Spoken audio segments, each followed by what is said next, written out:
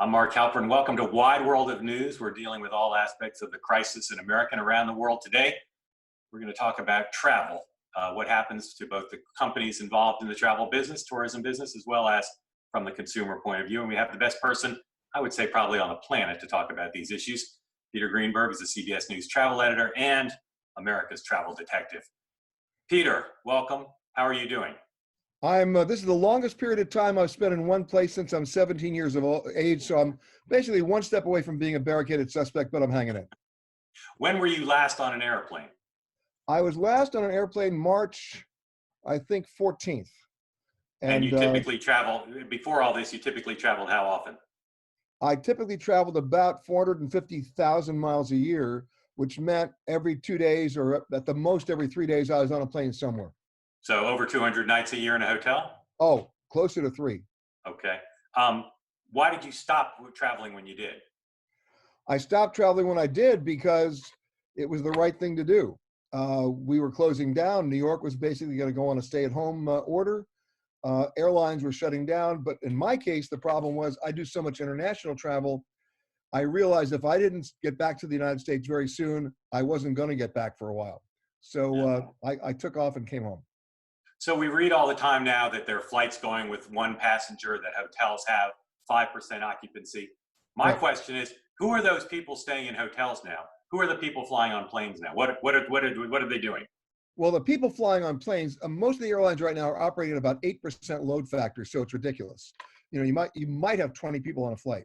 And the only reason why the planes are flying is to basically perform to the provisions of the loan bailout from the government that they can't stop or drop routes. They have to keep their people employed at least through September. So that explains that. As to the people flying, many of them are actually medical workers or essential healthcare providers who are flying to do their work. Got it. And what about people staying in hotels? Well, that's a different one. A lot of the hotels basically are being occupied by healthcare workers. Some hotels, in fact, here in New York and in California, have closed down except for healthcare workers. They've given them the rooms for free, and airline employees. Right. So Delta, amongst other people in the travel business, has announced they're going to start thoroughly cleaning their planes when now and when things heat back up. Can consumers trust that? In other words, is the additional cleaning that Delta now says it's going to do substantially keep people safer from contracting the virus? Well, my guide for that won't be the airline. It'll be the flight attendants and the gate agents. If they're happy with it, I'll fly, because they're pretty vocal about that.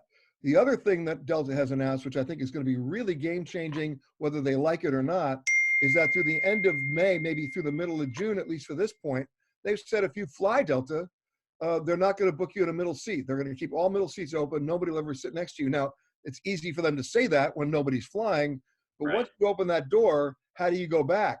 So I actually think they're going to keep that rule. Alaska Airlines has just put that rule in as well. And my feeling on that is when we come out of this, with airlines like Delta and Alaska grudgingly taking the lead, guess what happens? The average cost of an airfare goes up between $80 and $300 in coach, but the people who fly Delta will pay that because they're flying because they have to fly.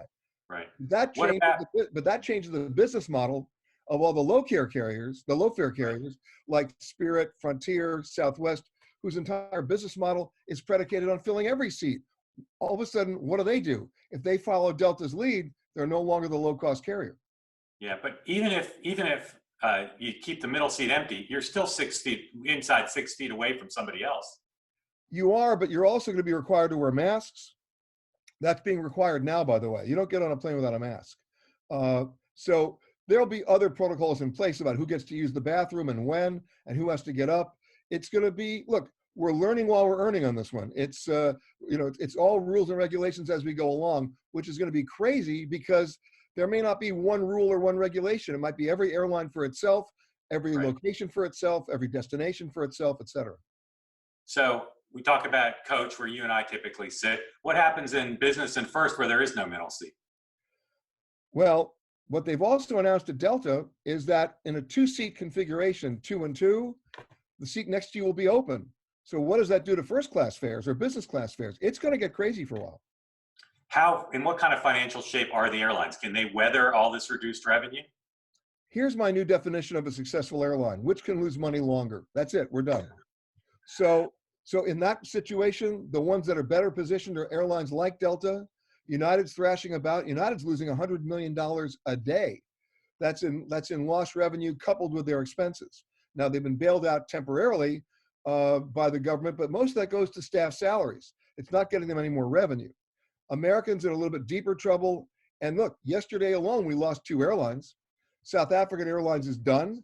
They're basically bankrupt. Virgin Australia in Australia is done. They're bankrupt. And then you have airlines that did something really, well, they thought they were being visionary, turned out to be stupid, which is about 5 or 6 months ago, they decided to hedge their fuel buys. So they thought fuel prices were going to go sky high. So they're buying fuel that they got locked in at like $4 a gallon.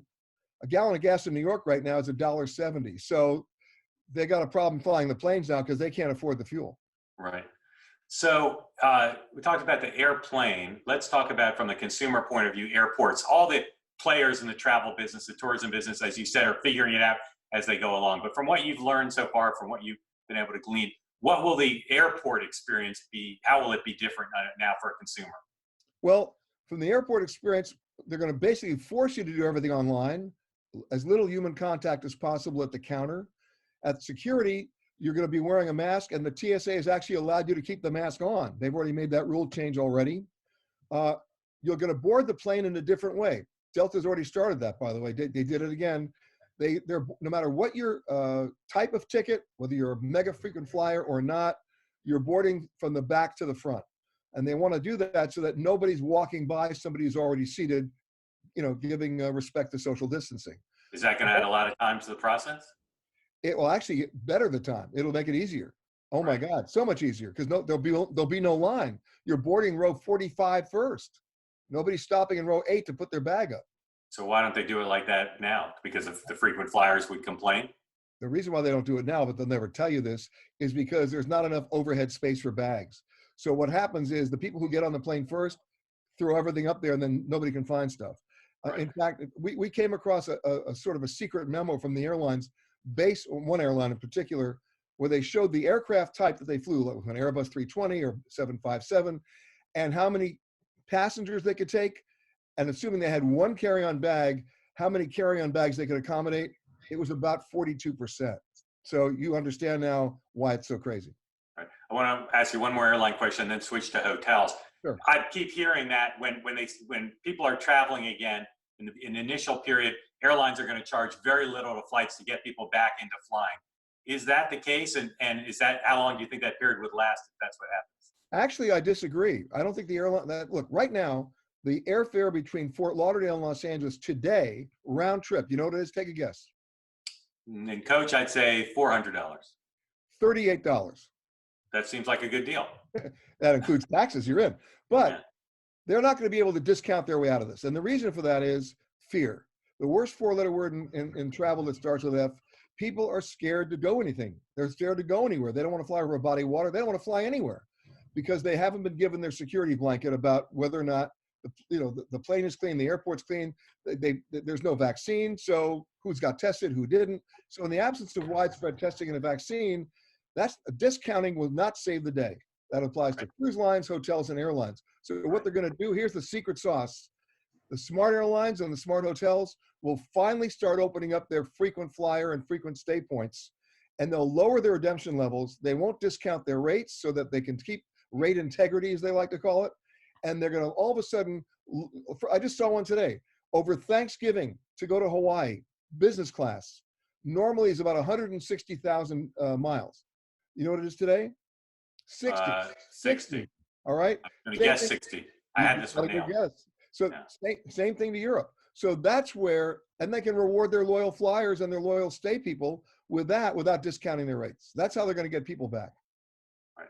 So hotels, they've got lobbies, they've got restaurants, they've got bars, they've got the front desk, they've got the maids, they have the ultimate germ transmitter, the TV remote.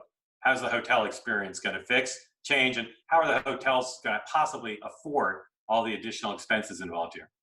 Well, the additional expenses are not that bad. You just got to change your cleaning protocols and add a few extra staff. So for example, and everything I tell you now is going to get changed again and probably added to. But like the airport scene, you're not going to really have a great front desk experience. Your key may be available in another location where it's already hermetically sealed. It'll be like a little bit of a scavenger hunt. Where will my warm chocolate chip cookie be? Don't get to that yet. Don't go there yet. Okay. But then you're going to be escorted to your room by a staffer maintaining social distance who will be wearing gloves, and they'll open the door for you. You won't open the door yourself. And then the room will have been, nuked by the time you get in there in terms of the clean. Are they going to escort me to my room every time I go to my room? Or just the first? Yes, they will. And the way they're going to do that is they're going to have people on every floor. They'll be permanently stationed on the floor to walk you from the elevator to your room. And you hand them your key? No, you show them your ID, and they have a master. And they look on a clean tablet and see that exactly that's who you are. Yeah. What about the hotel pool for the kids? How's that going to work? I have no clue. I have to tell you something. I mean, you take a look at the hotel pools everywhere, including the all-inclusive hotels, where the whole scene is 95 people crowded within 2 inches of each other at a bar, drinking their 8th pina colada. I have no clue how they're going to figure that out, because part of their profit at a hotel is at least at the pool, is the alcohol sales. And as far as the chocolate chip cookie is concerned, I knew I had to get to it. It won't come up on a plate by itself. It'll come up already sealed. Got it. So it's going to be hard to be hot and sealed, but they'll figure that out. The hardest of all human activity, the hardest one to maintain physical distancing is Marco Polo. Yeah. Because the whole point of it is to get close, right? It's impossible. Listen, listen. Do you really think in the theme parks I want to go on Pirates of the Caribbean in a boat just by myself? No. Yeah. I was going to ask you about the theme parks. Let's just take Disney. Yeah. If you're Bob Iger and the others there, how do you get Japanese tourists to fly from Japan to Orlando and to Los Angeles? How do you possibly get that machinery going again? It's called biometrics. They're working on all the different technological aspects of temperature and fever and eye contact, everything that goes into this, whatever formula they're working on to create an idea that you're safe. Social distancing is another issue. I'm just talking about getting them into the park. Yeah. And that's going to have to happen in 3 locations. It'll happen before you get on the plane. You and I are old enough to remember when we used to fly and had to carry a yellow health card that said we've been properly vaccinated for smallpox and yellow fever, et cetera. Mm-hmm. That's coming back. We're going to have to carry a card that said we've been tested negative for coronavirus, or we had the antibody test. And then when we get the vaccine, that we've been vaccinated. And then they won't let us on the plane without that. That's already started, by the way, in South America. Chile announced this morning that they're issuing cards for their travelers that say they can travel because they've been tested negative. So this isn't just a problem in travel, but I want to pick up on something you said, because I've been hearing a lot about it from people in all sorts of businesses. So you say, okay, here's my certificate, I've tested negative. Well, I didn't get that test 2 minutes ago at the airport. I got it back home. And maybe on my connecting flight from Hamburg to London to New York, I caught the virus. You know what? You asked the most important rhetorical question. I have no idea how they're going to figure that out, but they got to start somewhere, right? Look, airport security was initially security theater, right? But they gave you it was designed to make people who didn't fly very often feel better. Right. We're in the same situation today. The difference is we were worried about terrorism of a different kind then. The terrorism today is a virus. From the consumer point of view and the corporate point of view, is the stuff we're talking about now, basically in this interim period before there's a vaccine, and consumers will get more experiences more like they used to have after there's a vaccine, or is this the new normal forever? It's half of one and it's half of each, because remember, you mentioned corporate travel policies haven't changed right now because the lawyers are in the room and the liability issues run rampant, right? But it's a two-way street. The corporation doesn't want to be liable for their employees to send them someplace that's not safe, and the employees don't want to go. Everybody wants their security blanket. So if you're French President Macron, are you going to let Mark or Peter show up in Paris without guarantees from us that we're safe? And do we want to go to Paris without guarantees from the French that they're safe? So this is a wild new world that we're going to be in, which is why the rest of the year of 2020 is essentially written off. It is, let's be honest. Right. I want to finish up talking about you, because you're a great test case here, because you are America's travel detective. Lots of people are saying now, you know what?